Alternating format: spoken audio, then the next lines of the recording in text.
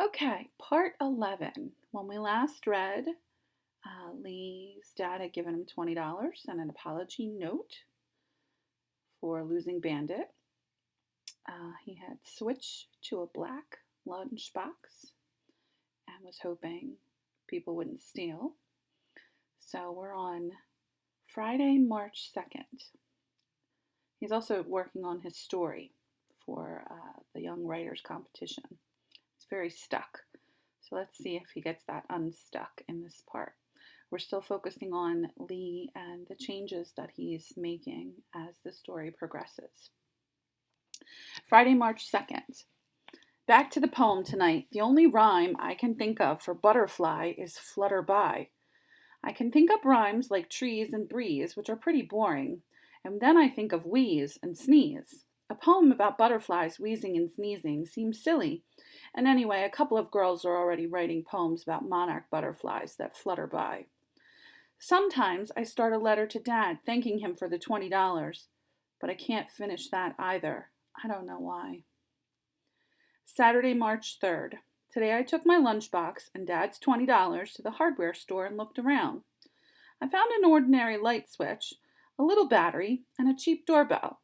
While I was looking around for the right kind of insulated wire, a man who had been watching me — boys my age always get watched when they go into stores — he asked if he could help me. He was a nice old gentleman who said, "What are you planning to make, son?" Son. He called me son. My dad calls me kid. I didn't want to tell the man, but when he looked at the things I was holding, he grinned and said, "Having trouble with your lunch, aren't you?" I nodded and said, "I'm trying to make a burglar alarm." He said, "That's what I guessed. I've had workmen in here with the same problem." It turned out that I needed a 6-volt lantern battery instead of the battery I had picked out. He gave me a couple of tips, and after I paid for things, a little slap on the back and said, "Good luck, son." I tore home with all the things I bought. First, I made a sign for my door that said, "Keep out. Mom, that means you." Then I went to work fastening one wire from the battery to the switch and from the other side of the switch to the doorbell.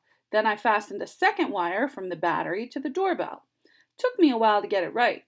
When I taped the battery in one corner of the lunchbox and a doorbell in the other, I stood the switch up at the back of the box and taped that in place too. Here I had run into a problem. I thought I could tape the wire clamp meant to hold a thermos bottle inside the lunchbox lid and hook it under the switch. If I reached in carefully as I closed the box. The clamp wasn't long enough though. After some thinking and experimenting, I twisted a wire loop onto it. Here's what the picture looks like. There's his lunchbox alarm. Then I closed the box just enough so I could get my hand inside to push the wire loop over the button on the switch before I took my hand out and closed the box. When I opened the box, my burglar alarm worked.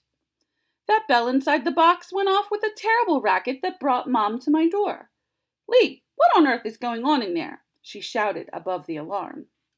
I let her in and gave her a demonstration of my burglar alarm. She laughed and said it was a great invention. One thing was bothering me. Would my sandwich muffle the bell? Mom must have been wondering the same thing because she suggested taping a piece of cardboard into the lid that would make a little shelf for my sandwich. I did, and that worked too. I couldn't wait for Monday. Monday, March 5th. Today, Mom packed my lunch carefully, and we tried the alarm to see if it still worked. It did, good and loud. When I got to school, Mr. Fridley said, "Nice to see you smiling, Lee. You should try it more often." I parked my lunchbox behind the partition and waited. I waited all morning for the alarm to go off. Miss Martinez asked if my mind was on my work. I pretended I did, but all the time I was really waiting for my alarm to go off so I could dash back behind the partition and tackle the thief. When nothing happened, I began to worry. Maybe the loop had somehow slipped off the switch on the way to school.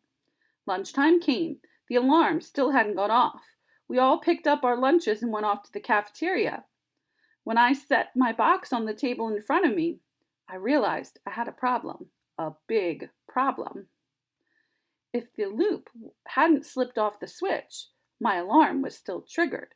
I just sat there staring at my lunchbox, not knowing what to do. How come you're not eating? Barry asked with his mouth full. Barry's sandwiches are never cut in half, and he always takes a big bite out of one side to start. Everybody at the table was looking at me.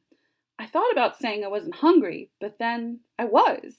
I thought about taking my lunchbox out into the hall to open it, but if the alarm was still triggered, there was no way I could open it quietly.